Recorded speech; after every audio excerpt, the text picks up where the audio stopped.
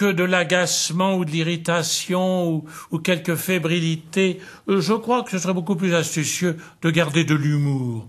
De l'humour ou un humour pointu, un humour en face des sottises, des insuffisances, des ignorances que nous entendons parfois quand on entend parler sur les mystères de l'Église, les mystères chrétiens.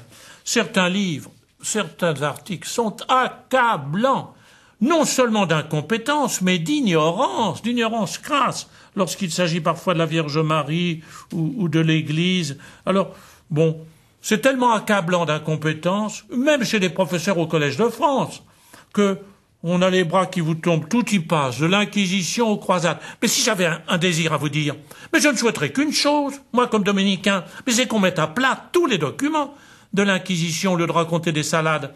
Il y a eu 20 ans où le pape a désigné des religieux pour protéger les populations juives ou musulmanes du sud de l'Espagne, parce qu'elles étaient jugées par des politiques. Alors ils se sont dit non, on ne veut pas arrêter ces politiques. Et ça a duré 20 ans, puis ensuite, alors c'est vrai, il y a eu un tout autre moment pour l'Inquisition, plusieurs siècles plus tard, avec Charles Quint, qui lui a, contre la volonté du pape, désigné des policiers et des inquisiteurs pour mettre en prison ceux qui le gênaient. Mais ça n'a rien à voir, il faudrait qu'on fasse la vérité sur les vraies responsabilités là où elles sont. Enfin, passons.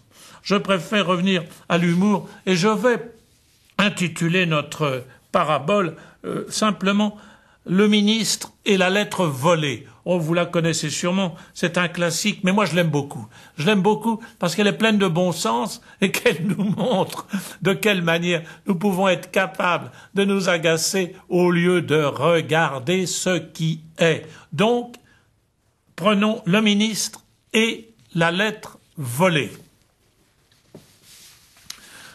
Un auteur du XIXe siècle rapporte cet épisode.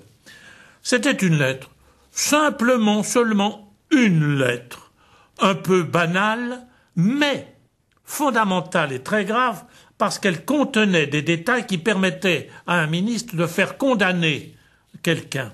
La lettre était grave. Donc, cette lettre avait été volée par ce ministre qui cherchait à compromettre quelqu'un par ce document. Vous savez, comme on appelle ça, les affaires. On n'a pas attendu le XXIe siècle ou le XXe siècle. Hein. En plein XIXe siècle, qu'est-ce qu'il y en a eu des affaires, entre guillemets, plus ou moins politiques. Alors le préfet de police essaie de découvrir cette lettre, obtint un droit de perquisition, envoie un peloton de policiers et de spécialistes pour visiter l'appartement du ministre qui devait avoir cette lettre. En effet, alors, il ne trouve rien. En effet, le ministre avait simplement trouvé ce stratagème épatant, merveilleux. Il avait banalisé la lettre. Et comment? Dans le couloir d'entrée, il y avait de temps en temps quelques gravures, et le ministre avait fait encadrer la lettre, si bien que tout le monde pouvait la voir, et l'avait mis au mur, en face, entre deux estampes. Si bien, comme la chose la plus banale du monde. Et c'est justement cela qui a sauvé. C'était trop simple à percevoir pour qu'on s'en aperçoive. Le ministre avait été très futé. Et toutes les investigations, encore une fois, policiers, enquêteurs, passaient devant cette lettre sans même avoir l'idée de la lire et de la regarder et de voir que c'était ce qu'ils cherchaient. C'était parmi eux, elle était là comme un petit tableau insignifiant parmi d'autres, visible par tout le monde, mais du même coup non repérable. Bien, il en va un peu ainsi de la réponse de Dieu dans nos vies. Elle est très visible. Elle est dans notre cœur. Elle est dans l'Évangile. Mais on oublie simplement parfois de regarder là où elle est.